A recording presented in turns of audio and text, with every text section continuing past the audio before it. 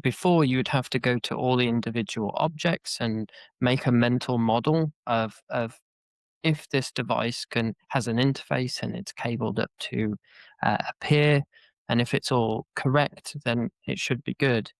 But that took a lot of thinking. It took maybe custom scripts to do that for you, and a hard coded way of troubleshooting. But allowing a user to be able to define a source and a destination, and using the graph database under the hood to say, hey, can this object talk to the other object through these defined paths?